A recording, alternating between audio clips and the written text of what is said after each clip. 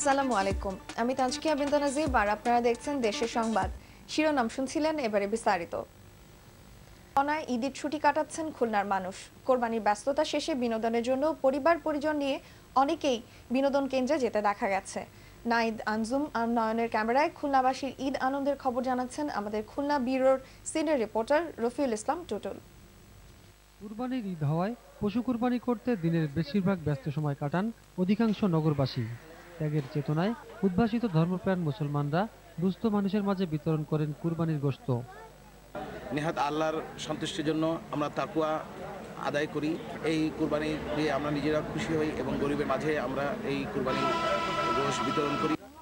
গোশত পেয়ে অসহায় দুস্থ মানুষরাও দারুণ খুশি।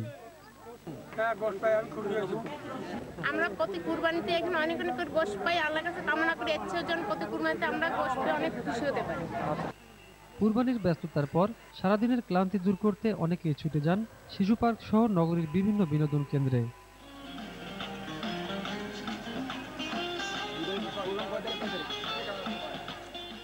উৎসব আনন্দে মেতে ওঠেন ছোট বড় সব বয়সের মানুষ। আজকে ব্যবসা বন্ধ করে আনন্দ উপভোগ করার জন্য আজকে ফ্যামিলি নিয়ে ঘুরতে এসেছি। আমার খুবই ভালো লাগছে। আজকে খুব এনজয় করতেছি, বন্ধু বান্ধব নিয়ে খুব মজা করতেছি, পার্কে বেড়াতে আসছি, সবাই মিলে ঘুরতেছি। ঈদের এই আনন্দঘন পরিবেশ সবসময় বিরাজ করবে এবং পারস্পরিক সৌহার্দ্য সম্প্রীতি আরও বৃদ্ধি পাবে, এমন কামনা করেছেন খুলনাবাসী।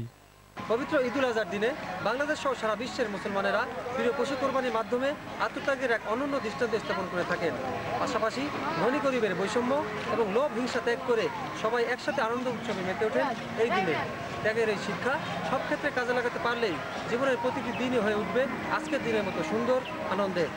রফিউল ইসলাম টুটুল, দিগন্ত টেলিভিশন, খুলনা। নোয়াখালীর উপকূলীয় 4টি চরের 20,000